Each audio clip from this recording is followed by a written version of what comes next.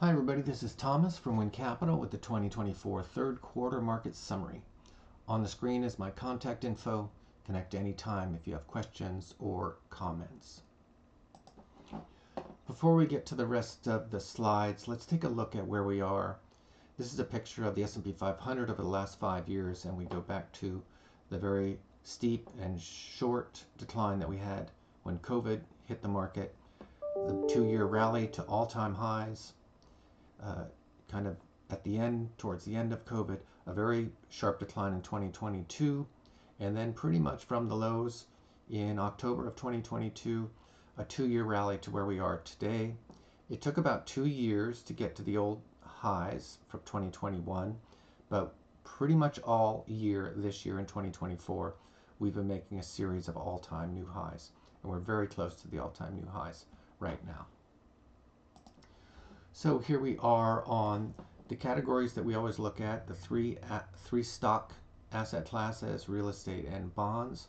All the arrows are up, very significant and far above average returns. The average quarterly returns down here, best and worst quarter down here, and we can see that we're exceeding the averages by a lot.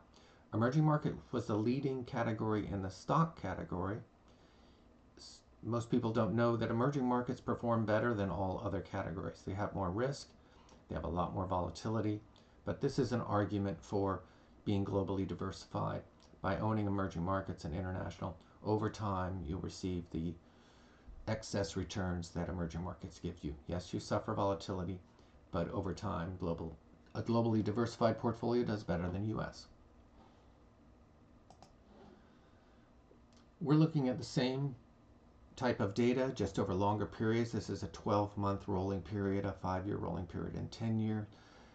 To have short-term, intermediate, and long-term returns that are all positive, as everything is in this graph, it means that we've been going up for a long time, and basically from the lows of COVID, we've had a tremendous rally. I think it's about 163% increase in stock values.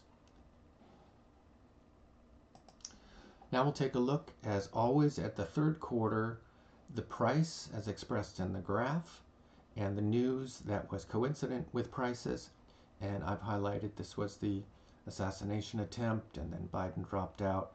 There was a big decline in July, triggered by many, many factors. And then, of course, at the end of the quarter, the Fed finally did what they said they were going to do for about a year. They lowered rates, and it had a very positive effect on bonds, real estate, and the market in general. This is the same type of graph, and instead of looking at just a 3-month period, which is at the end of this period that we looked at earlier. And that's just a longer period. And the war, Israel versus Hamas, started at the very beginning of 12 months ago. It did not have the effect that many people thought, which is higher energy prices, and we'll look at that when we get to commodities. But intuitively, you would have thought that the danger, the economic danger, separate from the humanitarian situation, is that oil prices go up, and high oil prices typically lead to a global recession. That hasn't been the case so far. So lots of other news, as always, during the 12-month period. Now we're going to look at the 3 different stock classes: the US, the foreign developed countries, and the emerging markets. And small value is finally, after a pretty long period of growth, tech stocks dominating over the last 5 years, small value was the best performer in the US.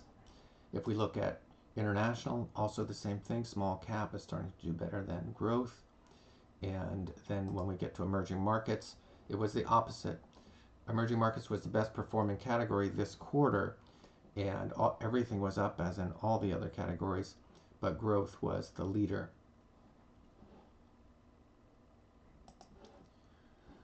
We're now looking at returns by country, and the dark bar is the global average. The US was slightly below that. The outliers on the downside, Turkey, and the outlier on the upside, Thailand. Small countries have tremendously volatile stock markets.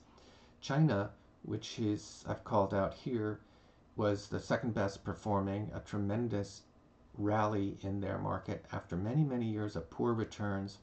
They've got all kinds of troubles over there, low negative birth rates, and a real estate market that was overbuilt and causing lots of bankruptcies. So they've stimulated their economy and it had a positive effect for the quarter, but over the long period they've had pretty poor returns. Now we're looking at real estate, and for many factors, including the biggest, which is the finally lowered rates by the Fed. REITs had a great period in 2022. They were down 29%. So they're making a big comeback. So the quarter and the year to date starting to look good. But as you go up back 3 years, the returns are much more modest, the 3, 5, and even in the 10 years, because of the poor returns we had for 3 or 4 years when the Fed was raising rates. Here are the commodities that I alluded to a little earlier. The top performers included gold and silver, so the metals were doing well. But at the bottom, the entire energy complex, almost all of the worst performers are energy. Extremely counterintuitive, but that's why we don't make bets on sectors in the short term. We just own everything. And I would have thought that energy would be positively affected by the war in the Middle East, but not so much. It's also interesting to note that if you look at the shorter term returns, they're positive, and the 3-year returns are decent, 5-year returns.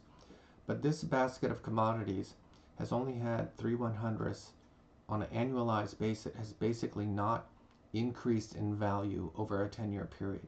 So 10 years ago, if you thought that this was the place to be and commodities were going to explode and perform better than everything else, and you concentrated your assets there, it's had a very, very poor result on your retirement plans. So it's an argument for being diversified, which is what we tried to promote. Interest rates, like the real estate market, when interest rates go down, bond prices go up. So these are the capital gains basically of all of these categories. The long bond has the biggest effect. Long durations move faster and further on interest rate moves. So we've had very, very positive returns for the quarter, year to date, and mostly for the 1-year period. Again, like real estate, the poor returns over the last 3 or 4 years are resulting in relatively modest returns over the annualized 3 and 5-year periods. This is the DFA editorial, and it's basically reiterating the basic tenet of long-term investing, which is staying invested even when there's periodic price declines. So part of the reason we've been able to perform better than our benchmarks in many cases, in many periods, is that we are quite active when the market goes down. Many of you are familiar with my notes that I call the upside of down. We're able to buy at low prices, harvest losses when there's declines, and when prudent, we can raise our risk if it's appropriate for clients. So there's a lot to be gained as you stay invested, and if you even increase investments during declines, you can help yourself and maybe outperform a little bit. That is it for now. I hope you found the material helpful, and if you have any questions or comments, please reach out anytime. Thank you and goodbye.